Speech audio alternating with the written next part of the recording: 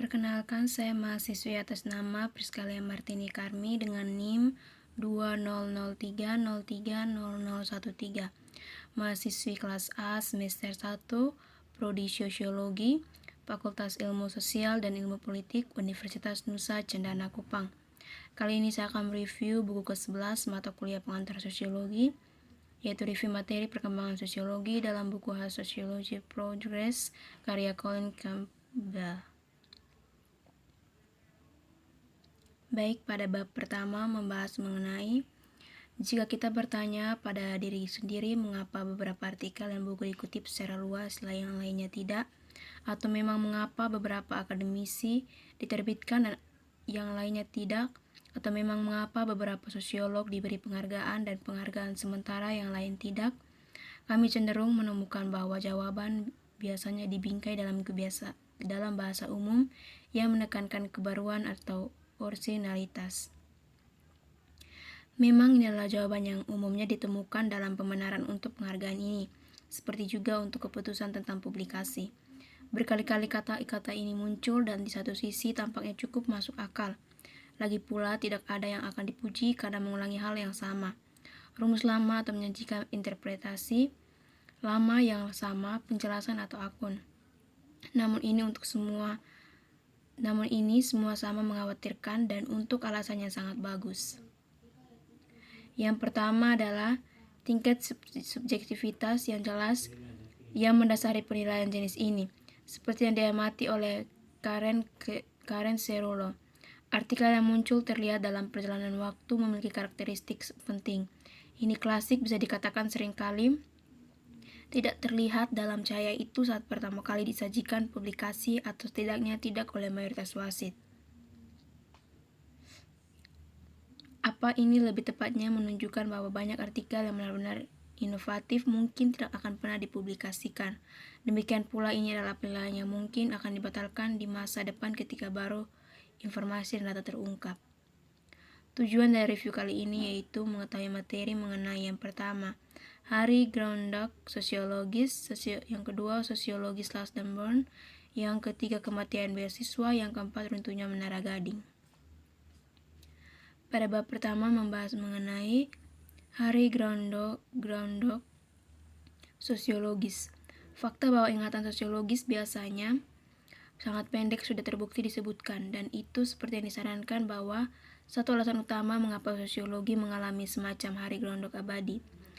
Tapi ada sebagai tambahan fitur lain dari memori sosiologis yang relevan dan dalam konteks ini, dan itu adalah kelangkaan relatif dari memori kolektif dalam disiplin yang untuk mengatakan kepemilikan bersama oleh mayoritas sosiolog dari yang serupa pengetahuan dan pemahaman. Herbert Gans mencatat ini menunjukkan bahwa selain dari pemujaan umum terhadap Durkheim, Max Weber, dan segelintir ahli teori klasik dan kontemporer lainnya, terus meningkat spesialisasi memastikan bahwa tidak ada memori seperti itu, dan ini adalah relatif kelangkaan memori kolektif dalam sosiologi yang juga membantu menjelaskan kurangnya penumpukan kemudian pada gilirannya menjelaskan mengapa kita terlalu banyak berputar-putar. Sekarang saya akan mengklaim bahwa ada semacam ingatan kolektif atau bersama ketika saya memulai karir saya di awal 1960-an.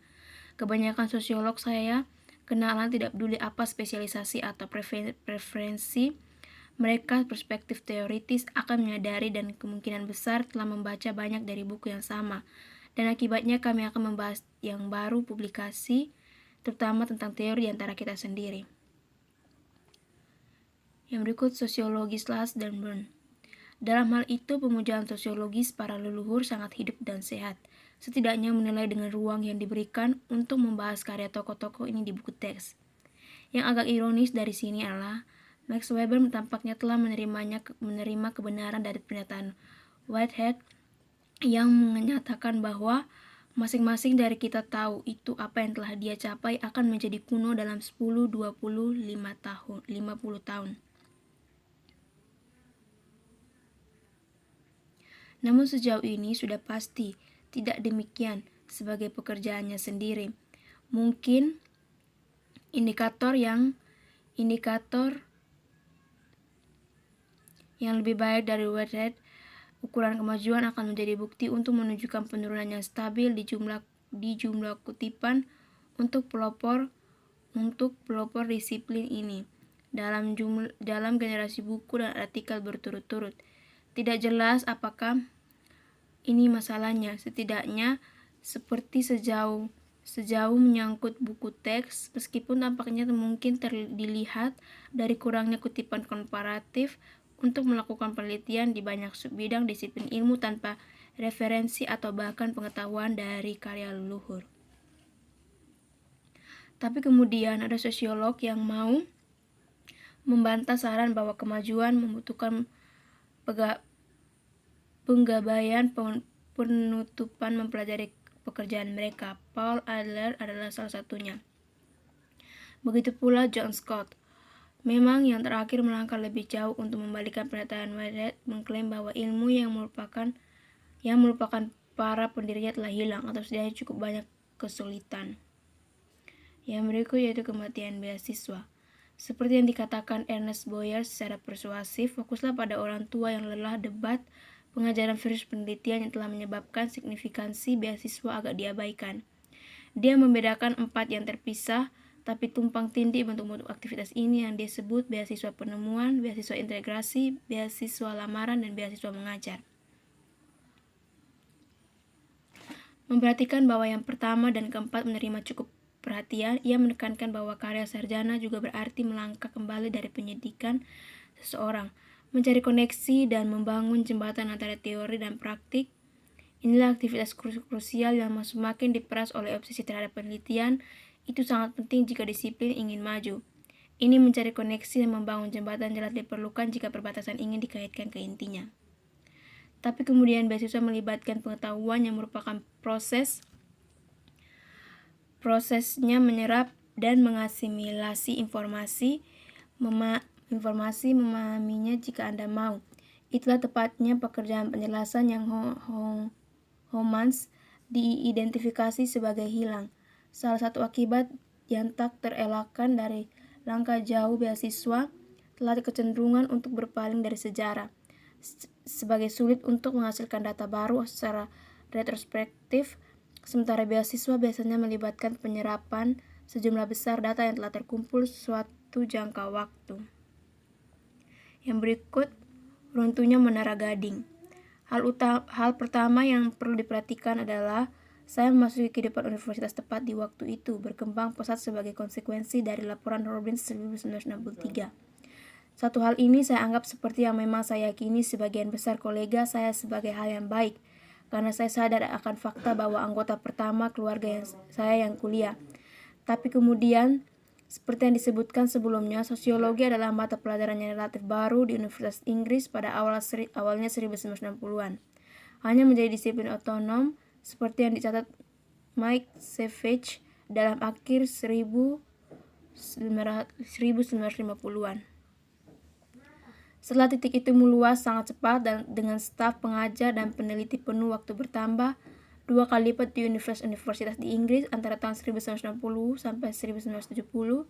Sayangnya, meskipun bagi saya ini merupakan hal yang baik pada saat itu, sebagai Halsey menguraikan dalam bukunya Decline of the Danish Dominion, ekspansi ini pertanda periode di mana kekuasaan secara bertahap menyusut dari akademisi terhadap pemerintah dan juga terhadap pelajar dan industri sebagai konsumen pendidikan dan penelitian.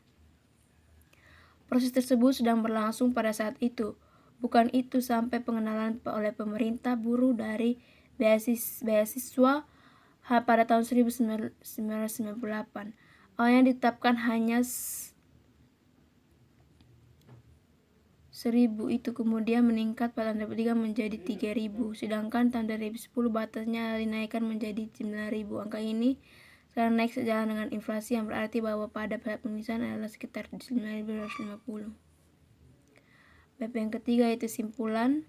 Berdasarkan hasil review pada bab sebelumnya, dapat disimpulkan bahwa jika kita bertanya pada diri sendiri, mengapa beberapa artikel dan buku dikutip secara luas yang lainnya tidak, atau memang mengapa beberapa akademisi diterbitkan dan yang lainnya tidak? Atau memang mengapa beberapa sosiolog diberi penghargaan dan penghargaan sementara yang lain tidak? Kami cenderung menemukan bahwa jawaban biasanya dibingkai dalam bahasa umum yang menekankan kebaruan atau orisinalitas. Ini tentu membawa ke alasan kedua untuk kegelisahan. Sejauh ini, observasi argumen metodologi atau perspektif teoritis dinilai baru atau inovatif sangat tergantung pada sejauh mana mereka yang membuatnya. Penilaian ini berhubungan dengan sejarah disiplin ilmu sebelumnya. Demikian review saya kali ini. Sekian dan terima kasih.